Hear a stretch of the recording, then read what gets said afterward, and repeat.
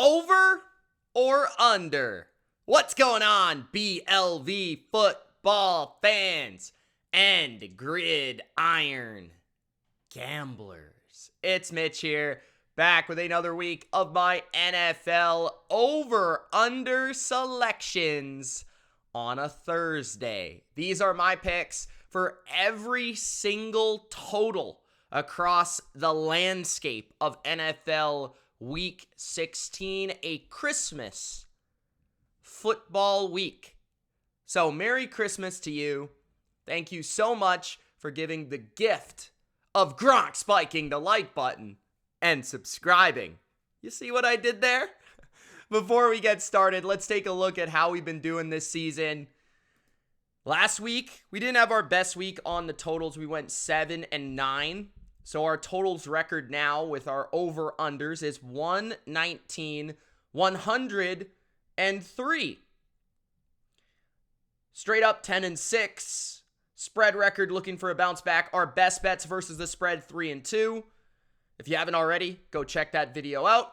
These are my best bets and my favorite total picks, along with every pick for every game. And I'll make sure that I highlight the games that I like the most, because I think that's what matters the most. All right, let's kick it off with Thursday Night Football. 45.5 is the total for the Rams and the Saints, which kicks off in about a couple hours. I'll be live on YouTube for that. If you want to check it out and come say hi, I'd appreciate it. 45.5. Rams are favored by 4. I think this is a really good line. I think this is really well priced at 45.5, because I kind of view this as like a 31-20, 30, like 27-20 type of game. It's going to be around there. So I slightly lean towards the over, because I do like the Rams on offense right now, specifically at home. I think Matthew Stafford is playing top 6 or 7 football at his position. I think they're able to run the ball. I think they're able to throw the ball. I don't think the Saints are going to have many answers for the combination of Nakua and Kupp, and then be able to have enough people in the box to stop Williams running the ball. That's going to open up play action. Matthew Stafford's been on fire. I don't think the Saints, especially away from home, can really rush the passer that well. So I like the Rams to get into like the 24-30 range. And I think the Saints will get close to the 21 sort of range, where I feel Derek Carr and the Saints offense, they have enough talent with Chris Olave, Alvin Kamara, potentially mixing in Taysom Hill in the red area. I feel like this offense with the Saints has enough talent to move the ball on a pretty underwhelming Rams defense that has been sort of beating up and looking better against worse offenses. So I lean towards the over in this Thursday night matchup.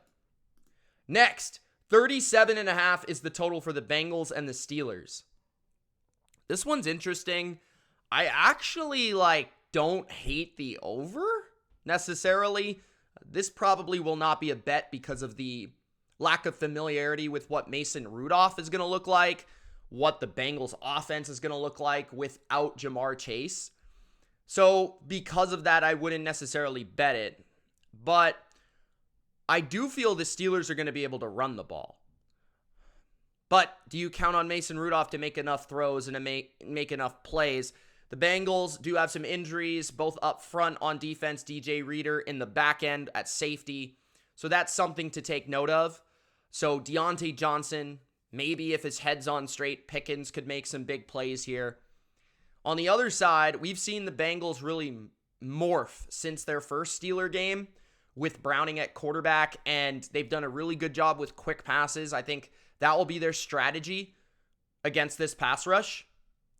But it's in Pittsburgh, so I'm going to go with the under just because of the lack of faith in a Bengals offense without Jamar Chase, a Steelers offense with Mason Rudolph in Pittsburgh, typically an under game.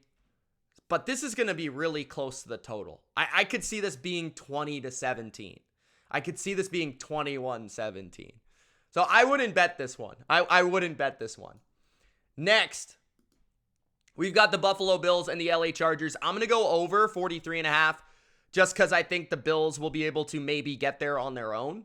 And sometimes you miscount that or like don't really qualify that enough. I do believe the Chargers will play hard on defense. I just don't think they're going to have enough for the Buffalo Bills. I think Josh Allen's going to go out there and put up a stat game, 4 or 5 touchdowns. I think they're going to run the ball effectively in the fourth quarter. That will allow them to get some points. I just think the Bills are going to move the ball, and I think they're going to score, and they're going to score in bunches.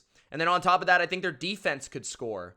And I think this is a Chargers team with Easton Stick that they're going to struggle early in games, and then in the second half when teams have them beat, they're going to put up some numbers, and Kellen Moore's going to call the good plays, and they're going to be able to get in the end zone against defenses that aren't really putting forth the effort. So this screams like 38 to like 14. So I see this going over. Next, 44.5 for the Colts and the Atlanta Falcons. This is an over for me because of the Colts. The Colts are an over team. They have Michael Pittman, Jonathan Taylor in the lineup. That being said, Atlanta does have more of their defenders back, but Atlanta's also getting some of their offensive linemen back, which I think offsets the fact that they have some of the defensive linemen back. So Onyemata could be back, but also, Lindstrom and those guys could be back as well. So keep an eye on the injury report. This doesn't necessarily like pull me towards the over, but that would be the play for me. That's going to be my pick, the over. I think Taylor Heineken, Desmond Ridder, there's not much of a difference there. I think Heineke can throw the ball a bit better with more accuracy, with more precision. I think Ridder is a little bit more narrow-minded and one guy focused. But I do think Ritter's more athletic. But that being said, the Colts offense has just been underrated all year, right? They've been the team that has most often gone over their team total. And I think there's a reason for that. Shane Steichen is a very good offensive coach. Next, 47.5 with the Detroit Lions and the Minnesota Vikings. 47.5 is a big number. This is tricky because of it. Minnesota games in that dome are typically a little bit higher scoring.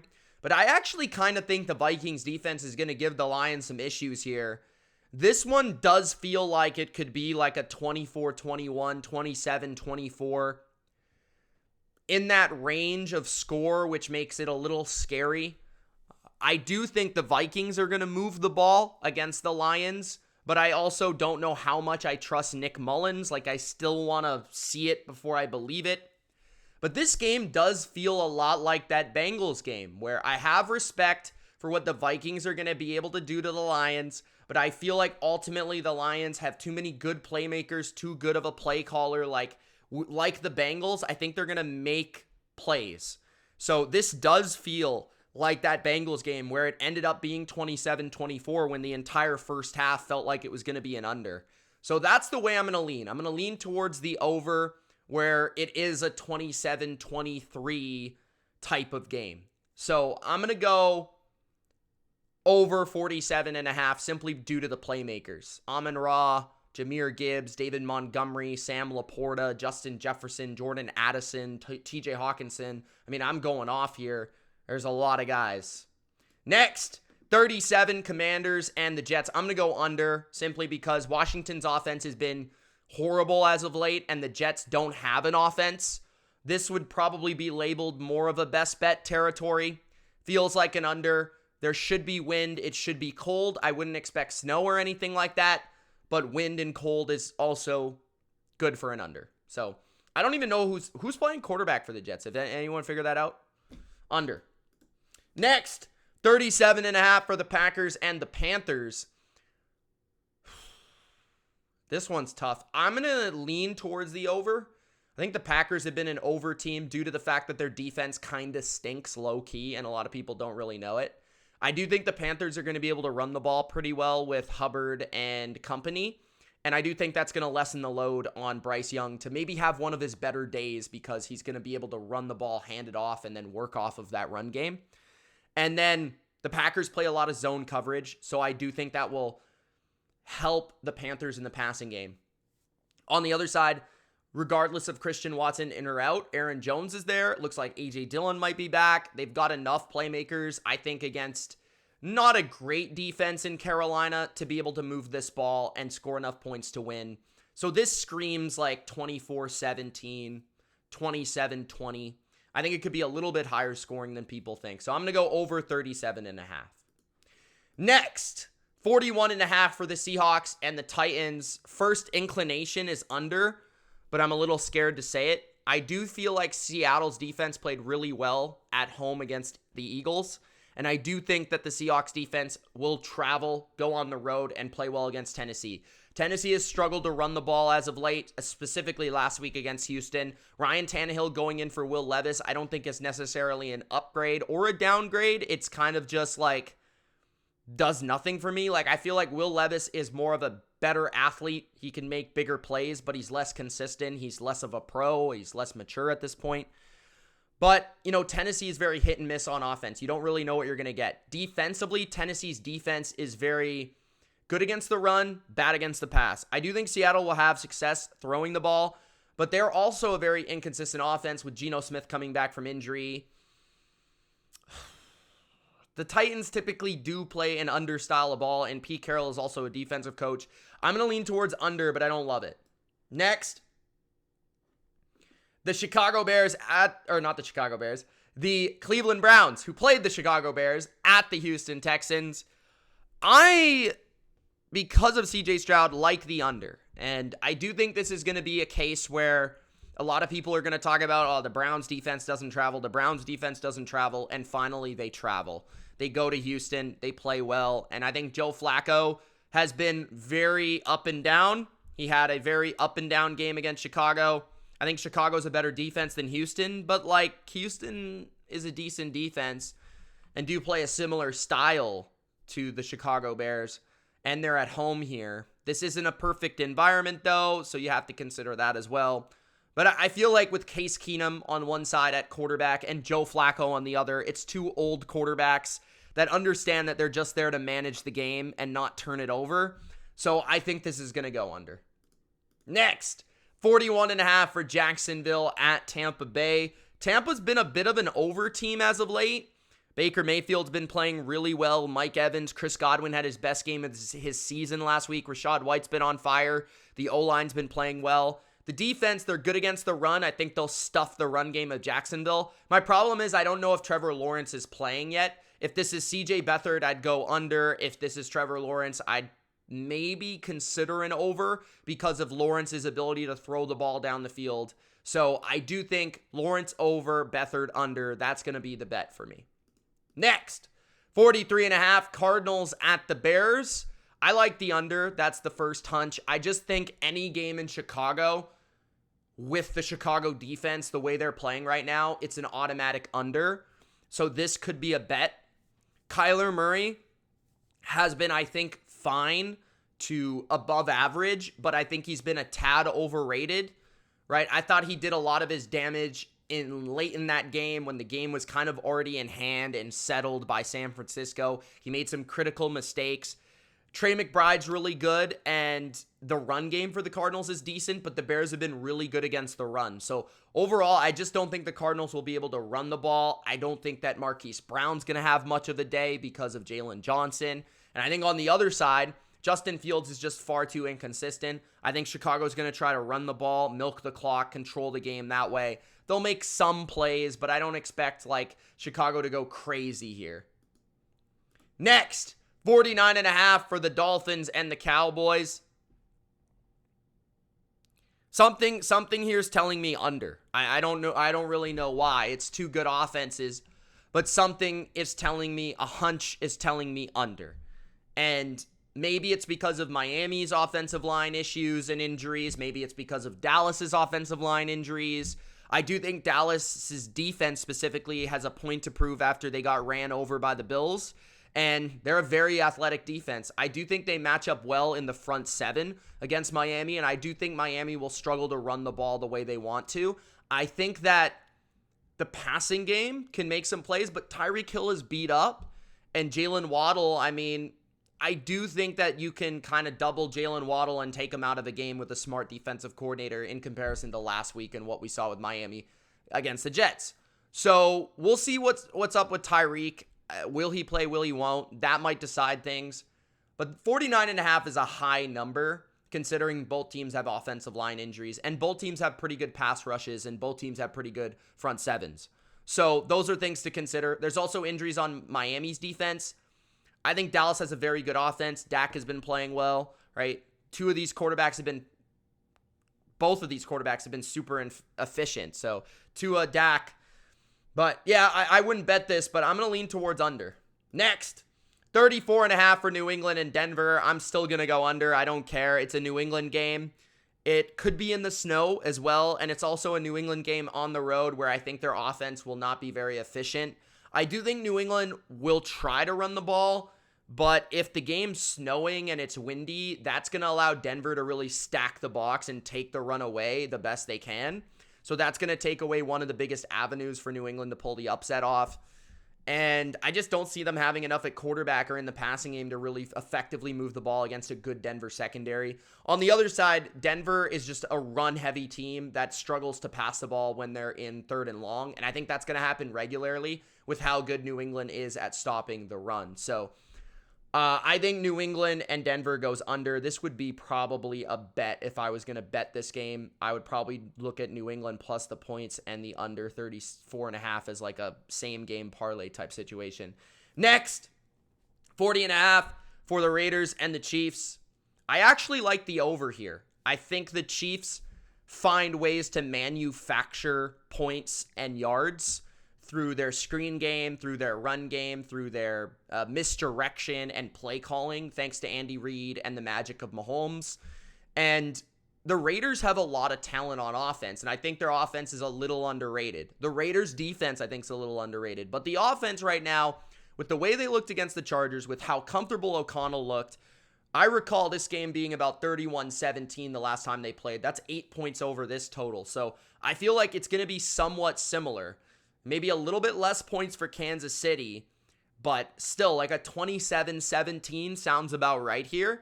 So I would go with the over 40.5, with Jacoby Myers, Devontae Adams, Josh Jacobs coming back. I think the Raiders have enough playmakers specifically to beat man coverage, which Adams and Myers are aces at beating man coverage. So I like the over here, 40.5 for sure.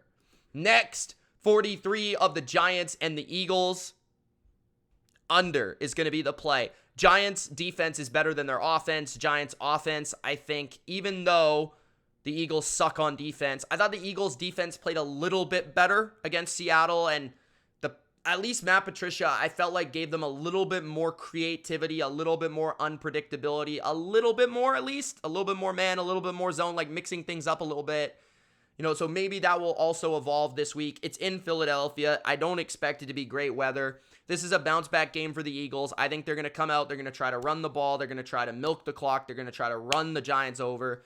And the Giants offense has really struggled to score points against the Eagles in general. So I'm going to go under 43. And then the final matchup is the Niners and the Ravens. This could go either way. I won't be betting the total. If anything, I'd maybe look at the Niners team total over. I do think the Niners are going to move the ball, but the one side of the ball I don't really know is the Ravens. I feel like I could see a scenario where the Ravens run the ball well, and that sets up other things to work. I could also see a scenario where the Niners get out to a lead. It forces Lamar to be, being protected by this offensive line that I think is a little overrated. The receivers, I think, are banged up and a little overrated. I feel like the Ravens in a passing game, this is going to be an under. But I feel like if the Ravens can stay balanced, stay in the game early, this could be an over. So for the fun of it, I'm going to go over 47. I do think the Niners will get to 30. It's a matter of what the Ravens will do. So that is what I'm going to say. And those are my picks for week 16, over or under. Thank you guys so much for watching. It's Mitch. Gronk spike the like button. Don't forget to subscribe. A lot more NFL content coming for the rest of the regular season and beyond. Appreciate you. Merry Christmas. Have a good one. And let's have some fun making some money betting on the NFL. Peace.